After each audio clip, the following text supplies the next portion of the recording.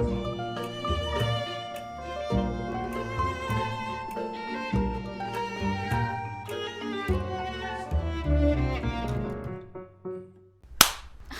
you're watching Dog Ear Musings, and I'm Monika, and today we're doing part 2 of a video that I did previously where I, a librarian, review pop cultural references of libraries and librarians in movies and TV shows. I had a couple of suggestions that I got from some friends on movies that I should look at, so we're going to be looking at those today. Again, this video is purely for comedic reference. Don't use it as professional opinion, although if you would like to, you could. Alright, so let's go into the first clip. This is from the movie Age of Adaline. Donating $50,000 worth of first edition classics to this library. What books do you know? We're going to find out very soon because... So we've got Adaline, who is sponsored by Simple Retro. His office called to say that he'll be here to deliver them himself. Hi. Oh, no. I'm Ellis. Oh, good. Welcome. Thank you. Mr. Jones. And Adaline is like super not discreet. It appears that she doesn't want this gentleman to be showing up at her place of work. I feel like if I was her boss, I would see that as a red flag and would be a little bit more worried about greeting him. But we'll continue.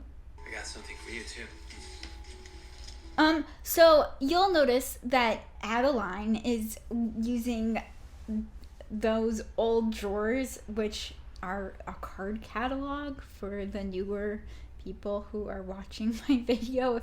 If there are some younger people in the audience watching this is a card catalog.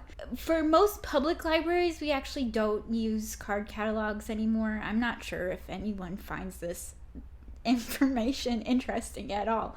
But the Dewey Decimal System, though, is something that we still do use. And the Dewey Decimal System is those numbers that you might find specifically for nonfiction is all from the Library of Congress. So it's all pretty uniform. Now everything is all online and on your library's website, but Adaline, for some reason, is using the card catalog system in this old drawer system. Probably because the movie wants her to seem old and like a time traveler, which she is. So the next video that we're going to watch is a clip from The Time Traveler's Wife. We're not going to talk about the fact about how this dude travels through time and shows up sans clothes. We don't need to talk about that. This is a clip where he's in the library.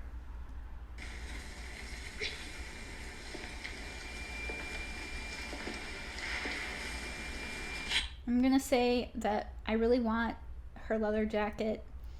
I want that jacket. It's you. You told me this would happen. And I'm supposed to act normal, but I'm not really acting very normal. Luckily, nothing like this has ever happened in the library that I've worked at so far where there have been awkward encounters between strangers.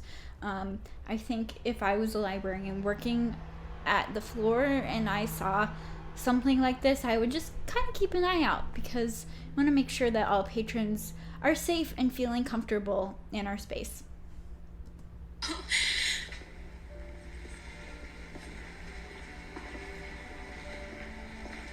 I'm sorry.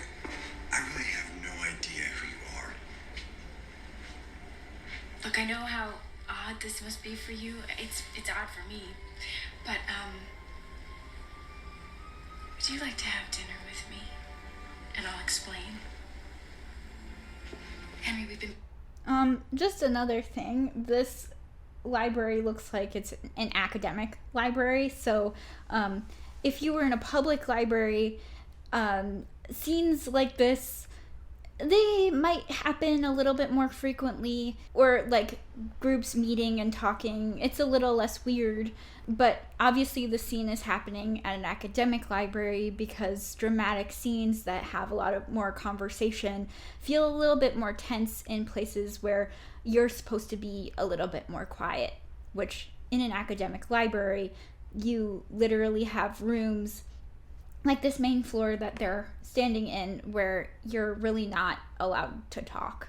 Oh, one thing also that I want to note is apparently Henry is a librarian, the time traveler, or at least that was something that a friend of mine, Allie from All I Do Is Reads, told me, that apparently he works in special archives collection, which makes sense. It looks like they're in a college library and archives, and apparently he works with a book that's made out of human skin.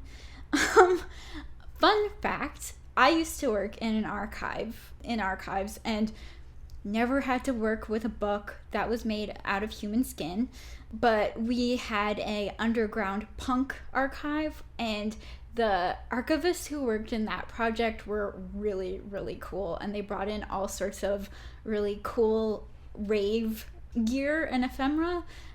So there's a lot of really cool specialized material, and if you're ever looking for something weird or funky, I highly suggest that you check out the specialized collections that are in your library or archive. All right, so this next movie that we're seeing is The Day After Tomorrow, a famous dystopian, scary movie where they find solace in a library.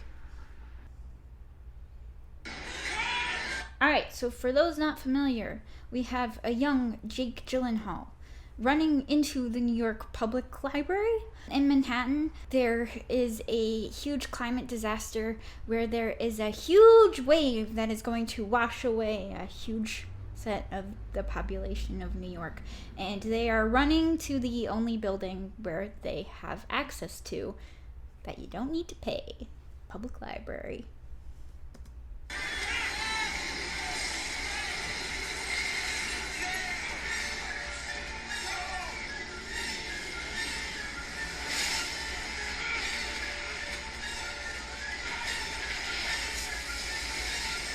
Sorry, I'm just thinking about that song from Arthur where it's like, life isn't hard when you've got a library card. Sorry.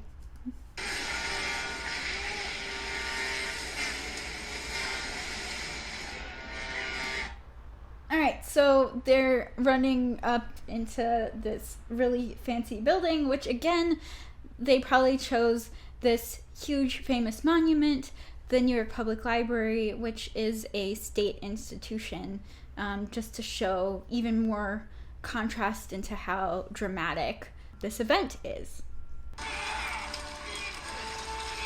This is the scene where it's really cold and they are burning the books in the library. So in libraries, we don't burn books and we don't condone burning books, but there is a common misconception that librarians don't get rid of books. We actually get rid of books a lot. At least quarterly, we have this process that's called weeding, where we go through the collection and kind of see how often books are getting circulated and checked out. And we also check and see books are heavily damaged, and those books that aren't circulated as often, are out of date, or look kind of ugly, we get rid of them. We don't burn them. In a lot of cases, we might sell them in book sales, or we might just toss them. And then we'll purchase either new copies or we'll find other options that might suit our collection better. But we don't just hold on to old books. That would make us hoarders. And we're not hoarders, we're librarians. So this next video comes from the controversial show You. The police still interrogated me. I just feel like this is gonna blow back on me somehow. I just know it. So we won't talk about how problematic Joe is, although we probably should. You'll notice that the library that they're in is a pretty affluent suburban library, which makes sense because there's a couple of librarians who are on staff. If it was a small village librarian, there'd only be one. This is just to point out the fact that Joe, well, first of all, I don't think if this was a normal situation that Joe would actually have this job. I mean, for most jobs, you have to do an extensive background check, but for a library job specifically, you have to have an extensive like government level background check because you are essentially hired by the city municipality in which you're hired. So I'm just guessing that given Joe's track record that he wouldn't pass a governmental background check. But all that aside, I don't think that Joe would be hired to work in a library because there are so many scenes of him without his voiceovers where it's just him staring at people creepily. And being a librarian actually is a customer service job. And if you are making your customers feel uncomfortable by just staring at them creepily while you're having a voiceover, odds are you won't last in a position very long because you aren't making your patrons feel welcome. You're making them feel kind of creeped out. All right, and the last clip that we're going to watch is from the prequel movie to Monsters, Inc., Monsters U. All right, so we've got another academic library situation, and they're in this, like, game that they're playing where they have to try to not make the librarian angry.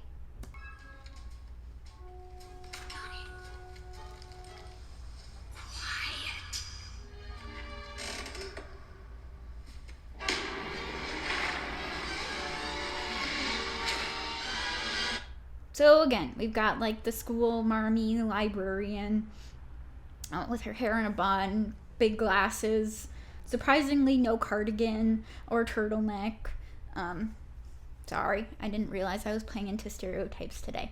But that is all to say that we've got the typical caricature of the librarian, old lady, probably lives alone, maybe with 2 cats, and she's angry. She's bitter. One thing that I would like to point out, I think it's a little bit more common in academic libraries for things to be quiet, but they are also public spaces, and if somebody, especially college students, were doing something like this in a library, I mean, first of all, we wouldn't want people to have to be hanging on roofs or rafters. I think any type of library that situation was in would be frowned upon. But if the patron were making noise, we generally wouldn't get annoyed unless they were like screaming or screeching or yelling at the top of their lungs.